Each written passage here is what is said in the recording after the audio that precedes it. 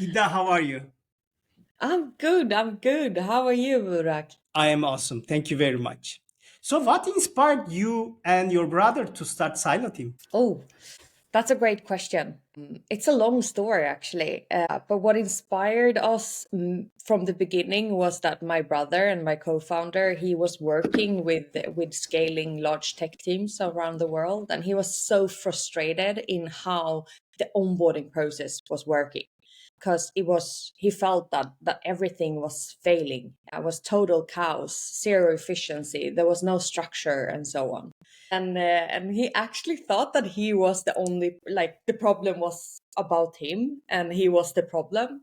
But then when he started talking to people in his network, it turns out that he was not alone in feeling this frustration. So he started sketching on a solution and then looped me in for some serious research. And I think we now have spoken to more than 400 tech teams globally. And it turns out that the problem was so much bigger than just the onboarding being a total mess, and that the problem is way bigger, that we will go into a bit later, I guess. But that was the inspiration for us starting Silo Team, because we found a problem. There was a gap in the market. We had a very, very good solution for it, and we had a team with the commercial side and the technical side. So it's one plus one equals two, right? And that's how we started Silo Team. Tell us about the solution. What specific solution do you offer to your customers? So, to start, we are focusing on revolutionizing technical on and offboarding by basically streamlining these critical processes. So we make sure that new developers, they are productive and seamlessly integrated from the very beginning. But this is just the very beginning focus of Silo Team. So looking ahead, our like long-term vision is to expand this into a full spectrum platform that covers the entire developer lifecycle from start to finish, and by leveraging AI to, for example, organize essential knowledge and automate key workflows. So I know that you know this, Burak, but we have this AI knowledge hub that centralizes technical knowledge, allowing everyone in the tech team to actually have access to vital information, so that you minimize dependency on individual expertise. So we have a clear vision ahead, and our solution is focusing on tackling each pain points that have a negative impact on retention. Why do you think that it is the right time to build this kind of product? It's a perfect time to build this kind of product, and our target customer groups are screaming for it at the moment, because it's costing companies globally billions in wasted resources when key personnel leaves. And software developers are arguably business's most important but also costly assets, so you better keep them around. And now with the recent economic downturn, it is now even more important to have them stay around in your company. Do you think that pandemic has also influence on this remote working, and do you think that it will last along? So remote working, yes, of course, the pandemic has influenced the remote work, but we are also targeting the people that are working in the office. So it's developers that are freelancers and working remotely, but it's also tech teams working in the office together, because they faces so many critical pain points throughout their developer lifecycle that actually affects and contribute to why they tend to leave the company. But yes, pandemic for sure has a big impact on the current situation. How do you differentiate from the current competitors and establish a competitive advantage? Who are the direct and indirect competitors do you see in the market? That's a great question. And the market is for sure heating up. And we see that the indirect competitors will become direct competitors. And the reason for this is the economic downturn that we all are facing right now. But in terms of the competitive landscape, one of our USPs is our comprehensive approach of trying to reduce developer turnover. And this is our solution that simply doesn't exist on the market today. So then we have to take a look at the tools that tech teams are using. And these tools could be, Confluence, Notion, Jira, or even regular Google Docs spreadsheets and so on. So this is actually our competitive landscape. But we see new players jumping in on the market, trying to solve parts of the problem, but only small parts, such as structuring technical documentation. So there's new players popping up. How do you gather user feedback and improve your product? How many users or customers do you talk with in an average week? In an average week, a lot, I would say.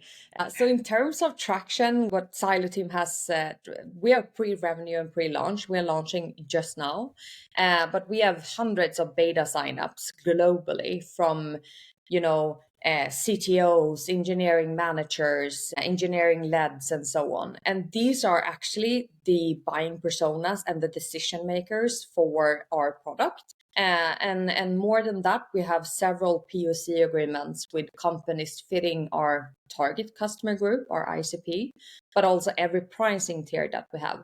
So we have a very close connection with each of these companies, and they are providing us with feedback right now during the pilot period. And the feedback has been amazing. Yeah, the feedback tends to vary a lot depending on the size of the company, of course. But so far, so good. We've been very grateful so far because all of the users that we have, they are inbounds. And also we have luckily received a 100% conversion rate going into all of these POC agreements. So for me, as a selling person at company, that's the best result that you can get, because this really shows that they are screaming for a solution. There is a problem, and it is a must tool to have. The team, how have you built out the Silo team over the couple of years? What roles have you hired for?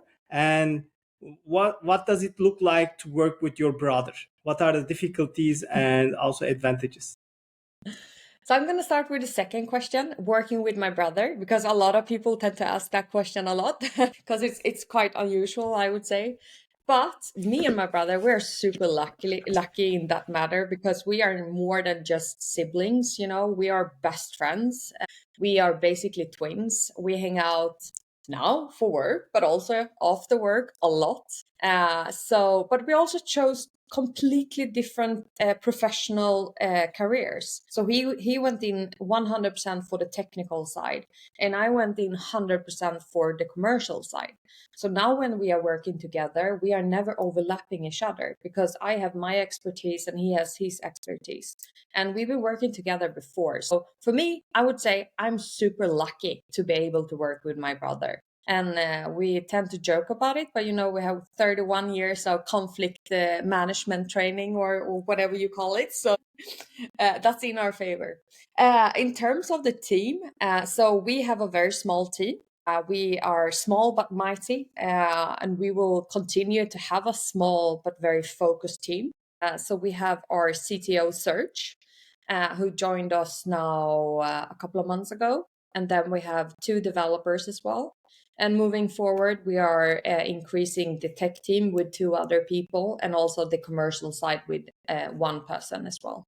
So we are growing. So we will be up, I would say, 7 people in just a couple of months. So you officially announced the first round. How much did you raise? What was the investment round, raising the funding look like? Is it easy to find investment in these economic conditions? So we raised 1.16 million euros. So it was a pre-seed round. And we have more than you, Burak, who's an amazing investor, but also Pitch Drive and Fuel, were the 2 leading investors, together with Genesis from Greece and a couple of angels. And, raising a investment round in this climate is it's a bit difficult. It is a journey, and it's been a journey for me and Rasmus as well. But a journey full of it's been an education. We learned so much from doing it. But I would say that, first of all, that developer turnover, it is a very recognized challenge among so many different industries. So this was the first thing, and I believe that what really convinced the investors joining the investment round was that we were actually providing a comprehensive approach of reducing this developer turnover, was filling a gap in the market that was not filled yet. And hopefully the founders behind Silo Team as well. Great. What have been your biggest lessons or surprises as a founder so far? Oh, great question. I What would did you learn say, since you begin this journey? I would say, first of all, to have patience. That you need to be patient. Like that, it will not go as fast as you might want it to go. So you need to have that patience with you. But another thing is for sure resilience. That was a lesson because when starting a company, you will have up and downs all the way in your journey, but you can't stick to the downs. You have to push back and start doing it again. You can just like sit, think, get feedback, and then start doing it again. To bounce back, I would say, is the biggest lesson. And also, you have to be what is it called? The animal chameleon. The animal who is always like adapting. That's a thing you need to do when starting a company. You have to be flexible and adaptable. Yeah, so we are walking around as chameleons here. How do you define success for yourself and for the Silo team? uh, I would say you have to put yourself on the market as a company to let the world know that we are here. And to do that, we participated, as you know, in Slash 100, the pitching competition that they have. We were part of the semifinal. We've been going on for other commercial events, such as Tech Chill, as we spoke about before, and also She Loves Tech, which is the world's largest network for female founders. And participating in competitions and commercial events like this very much puts Silo Team on the market. But then, the team, of course, behind Silo Team is what builds Silo Team and what makes Silo Team continue to grow. So that is our success that we are super proud of, is the team that we have put together and that has created the company. Tell me about the event experiences. So you joined, participated lots of events, and also the winner of Tech Chill. How many investors did you meet? What was the output of these efforts? Well, first of all, for sure, the investor side of it, when we were going into the pre-seed funding, that was an opportunity for us to actually meet the investors and to show them that, hey, we are here now, and come talk to us. So that was very, what do you say, like credible. So we won She Loves Tech Nordics back in the autumn, and then the semifinal in Slush. That was when we were doing the pre-seed. So then we met investors, but also not only investors. There were so many beta signups going on during these events because there's a lot of developers, CTOs, engineering managers, and so on these events because it is tech events. So when I've had so many potential customers coming up to me and asking more about the product and that they wanna use it at their company, they wanna express their difficulties that they have, that they are facing day to day in their company and so on. So it is two sides of it: the investor side, but also the customer side. How would you describe the startup environment in Sweden? What are some key benefits or advantages? Ooh. I would say so. We have a very large entrepreneurial or startup ecosystem here in the Nordics.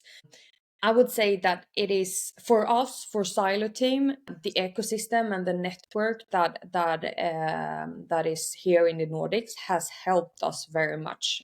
So we participated in the Sting Accelerator program here in Stockholm, Sweden, and that was an amazing step for us because they were our first believers. They were our first supporters, and that's something that you need in the beginning. You need people to very much support and believe in what you're building. So they helped us, and they continue to give us support. They have an amazing team at Sting, incredible mentors. Our mentors were Fredrik Rosengren and Cecilia Bratt, and they still are continue giving us support whenever we need it. But then there is a big ecosystem when it comes to the trends that are going on right now in Nordics in terms of startup. Everything green, sustainability, green tech, and so on. So you can see a lot of accelerators and incubators that are focused on green tech, which is very awesome. So yeah, the ecosystem is big here. You mentioned about the network that helped you, but what are the other networks or startup communities are you a part of, or how these kinds of startup communities and networks emerged in Sweden? Besides Sting, which is, I would say, our biggest network here in Sweden, I also want to point out that Slush has been incredible support for us as well. But that's not in Sweden, that's in Finland, in Helsinki. But when we participated in Slush 100 and were among the semi-finalists there, we had so much support and a big network working around all of us companies. And that helped us a lot after, before, during Slush, and so on. And it's incredible as well to meet other founders, to talk to other founders. What are their challenges that they are facing today, and how are they solving it? And get tips and tricks from people in the same position as you. So that's a network I highly recommend for everyone to join. Have you experienced any notable failures or setbacks? I know, in the beginning of your journey, let's say this part of your journey. So do you have any failures or setbacks? What lessons did you learn from them?